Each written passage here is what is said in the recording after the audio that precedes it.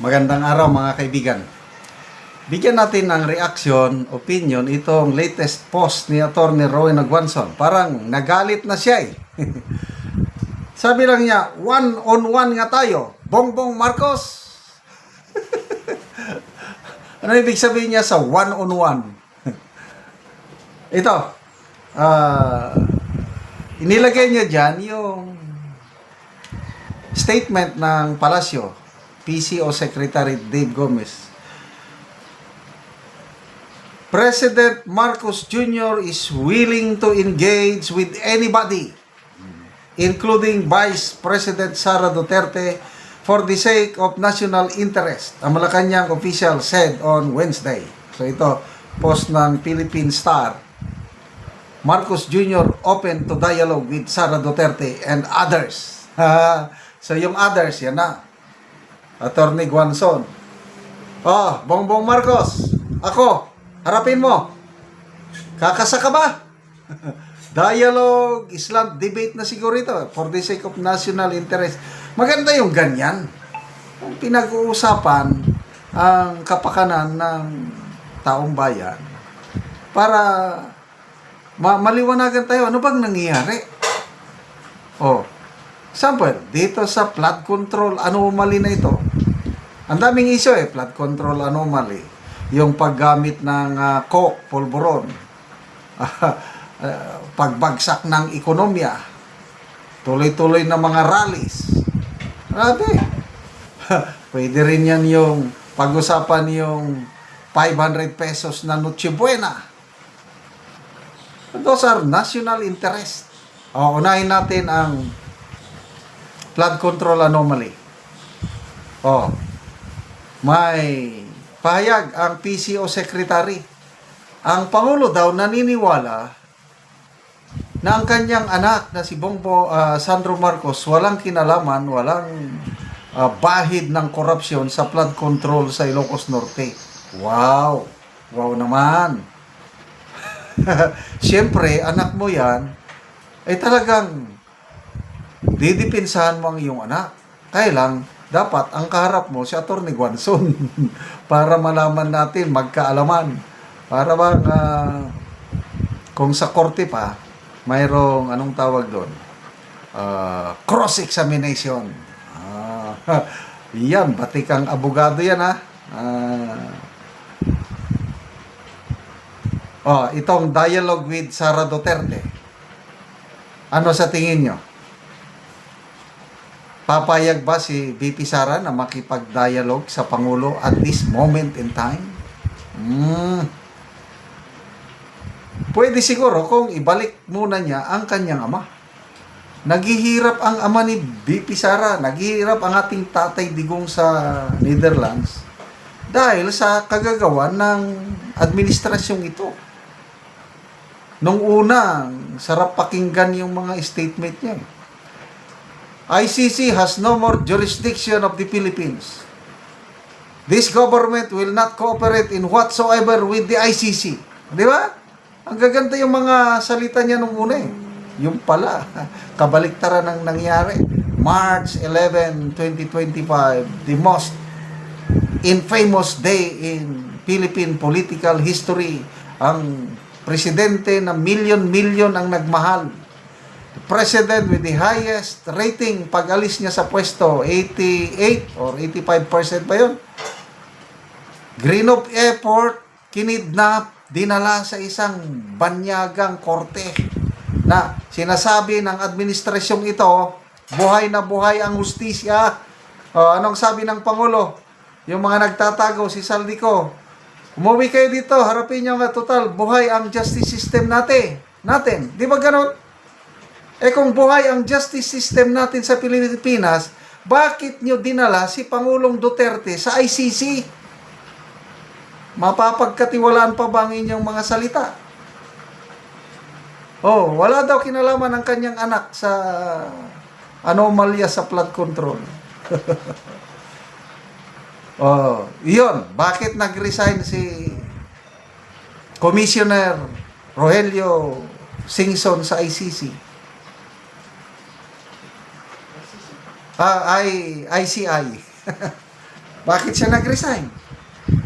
Do you believe it's just for stressful work sa health reasons? Ako, naniniwala ko doon sa sinabi ni Congressman Edgar Erese na ang payag daw ni Secretary Singson sa kanya, sinabihan siya na, why would I risk my life and family solving the problems of Malacanang? Alam na ng karamihan yan kung sino ang mastermind. Yung survey ng WR numero, 31% sa respondents naniniwala ang most accountable ay ang Pangulo. That's big. Ano? Yung political scientist si Dr. Julio Tihanque, ano sabi niya? Yung effort ng Pangulo to regain public trust by saying, mahiya naman kayo sa kanyang SONA, and then started the investigation sa ICI, it failed. Bakit? Kasi sa latest survey, ang kanyang rating lalong bumulusok. 35% ang rating niya noong August of 2025. Ngayon, November, 21% na lang. The lowest so far sa kanya, matandaan ko, 25 noon, Pulse Asia naman yon. Pulse Asia, 25. Ngayon, WR numero, 21, napakababa.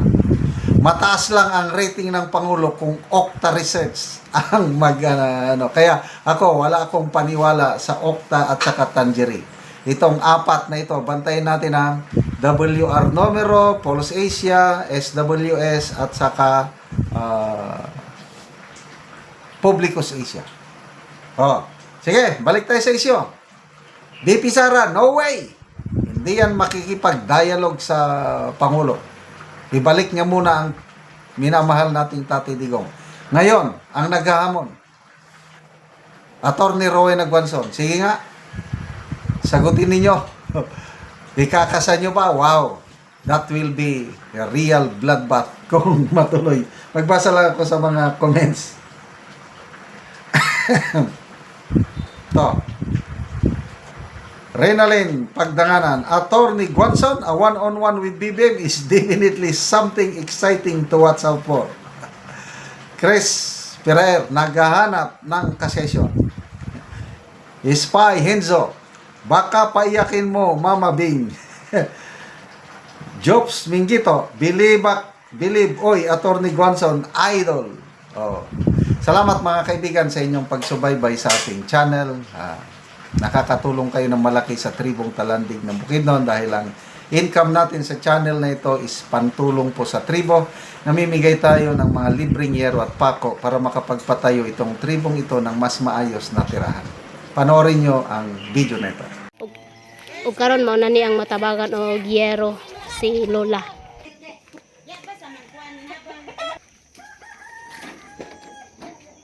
Dako akong pasalamat nga makaatop gid ko. O so mao ni ang balay ni Lola. So makita nimo nga tolda lang. Ang atop. O ang iyang kuan dingding. So luoy kay ilang kahimtang, so mo gyud ni ang naa sa sulod So makita nimo nga kuan lang gyud ang tolda lang gyud ang ilang atop, ang ilang dingding pod. So makita nimo So mo ni ang ilang kahimtang. So mo ni ang ilang abuhan. So kita mo gipangkuan na lang og kuan karton o trapal lang gyud ang abuhan. Mo pud ni ang higdaanan.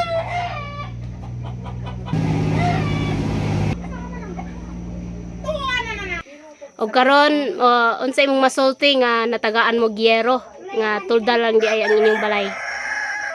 Pasalamat ko sa Ginoo nga ikaw gid ang gihimo nga instrumento nga mohatagan gid mi og sin nga makaatop sa among balay.